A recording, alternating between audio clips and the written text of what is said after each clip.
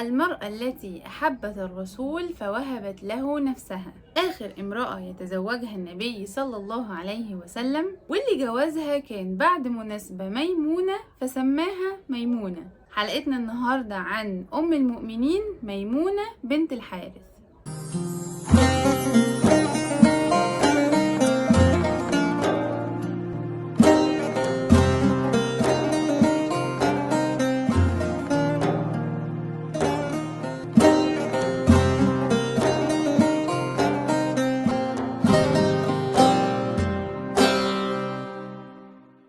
هي ميمونة بنت الحارث ابن بجير ابن الهزم ابن رويبة ابن عبد الله ابن هلال ابن عامر ابن صعصعة ابن مضر رضي الله عنها، وكانت ذات حسب ونسب رفيع من بني الحارث ابن هلال من العرب، وأمها هي هند بنت عوف بن زهير بن الحارث، وكان يطلق عليها أكرم عجوزا في الأرض أصهارا، يعني أكتر عجوز جوزت ولادها بناس كويسين. تعالوا نشوف جوزت مين. بيقولك السيدة هند أم السيدة ميمونة خلفت بنات من رجلين، كان منهم ميمونة بنت الحارث ودي كانت زوجة النبي صلى الله عليه وسلم، ومنهم أم الفضل لبابة وهي لبابة الكبرى بنت الحارث، ودي كانت متزوجة العباس بن عبد المطلب، وهي امرأة آمنت برسول الله صلى الله عليه وسلم بعد أم المؤمنين خديجة رضي الله عنها على طول، وكانت صديقتها.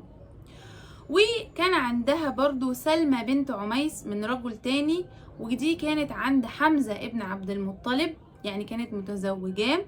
وكان منهم أسماء بنت عميس أختها، وكانت عند جعفر ابن أبي طالب اللي مات عنها وتزوجها أبو بكر ثم علي بن أبي طالب، وأنجبت لهم جميعا. والسيدة ميمونة كانت خالة خالد ابن الوليد رضي الله عنه، كانت متزوجة رضي الله عنها من عمير بن عمرو، وكان من ثقيف، وكان ذلك في الجاهلية ففارقها، ثم تزوجت من بعده من أبي رهم ابن عبد العزى ابن لؤي فتوفي عنها. السيدة ميمونة رضي الله عنها آمنت بالنبي مع أخواتها مع بدايات الدعوة، وحبت الرسول جدا صلى الله عليه وسلم من السمع، زي السيدة خديجة في بدايات معرفتها بالرسول صلى الله عليه وسلم حبت صدقه وأمانته، ويشاء ربنا سبحانه وتعالى أن تكون السيدة خديجة هي أولى زوجاته والسيدة ميمونة هي آخرهم. طيب هو النبي صلى الله عليه وسلم ليه اتجوز السيدة ميمونة؟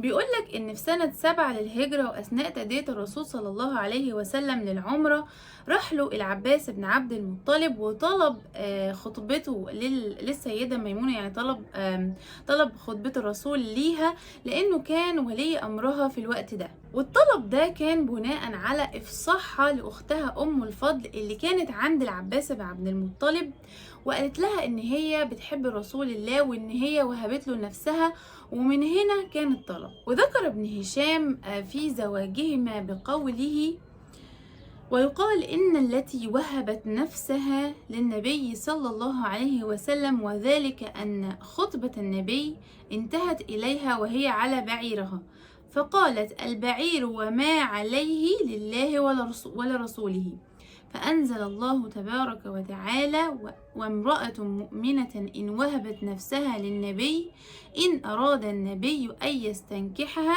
إلى آخر الآية رقم 50 من سورة الأحزاب. النبي صلى الله عليه وسلم غير اسمها بعد ما كان اسمها برة بنت الحارث، سماها ميمونة، وده لأن كان جوازهم بعد مناسبة ميمونة، وهو دخول النبي صلى الله عليه وسلم لمكة بعد 7 سنين هو والمسلمين آمنين لا يخافون، ورجع النبي صلى الله عليه وسلم بعد ما تزوج منها إلى المدينة. السيدة ميمونة رضي الله عنها اشتركت في الحادثة اللي أدت إلى المغاضبة والهجر لنساء النبي صلى الله عليه وسلم، واتكلمنا عنها كتير في حلقات سابقة. وغير كده المؤرخين ما ذكروش أي حادثة أو مشاجرة حصلت أو انفردت بها السيدة ميمونة في بيت النبي، بل هي يعني رضيت بشرف زواجها من الرسول صلى الله عليه وسلم. ولما اشتد المرض على النبي صلى الله عليه وسلم رضيت بأن هو ينتقل إلى حيث أحب، إلى بيت السيدة عائشة رضي الله عنها حيث توفي عليه الصلاة والسلام. السيدة ميمونة رضي الله عنها روت عن النبي صلى الله عليه وسلم 76 حديث متفق عليهم في الكتب الستة، وكانت من ضمن نساء المؤمنين أو أمهات المؤمنين اللائي جلسن للفتية بعد رسول الله صلى الله عليه وسلم. وتوفت رضي الله عنها سنة 63 هجريا، وكان عمرها 80 سنة في خلافة يزيد بن معاوية. وشهدت لها السيدة عائشة قائلة: أما إنها كانت والله أتقانا لله وأوصلنا للرحم. وبس كده، دي كانت قصة النهاردة، قصة أم المؤمنين ميمونة بنت الحارث وحظها الحلو ونصيبها اللي خلاها من أمهات المؤمنين. لو عجبتكم الحلقة ما تنسوش اللايك والشير والاشتراك في القناة، واكتبوا لي كومنت وقولوا لي ايه اللي عجبكم في حلقة النهاردة. وما تنسوش دعمنا لأهل غزة بالمقاطعة والدعاء والحديث عنهم، ان ربنا ينصرهم يا رب، اللهم آمين، عاجلا غير آجل، وينصر كل المستضعفين في كل مكان.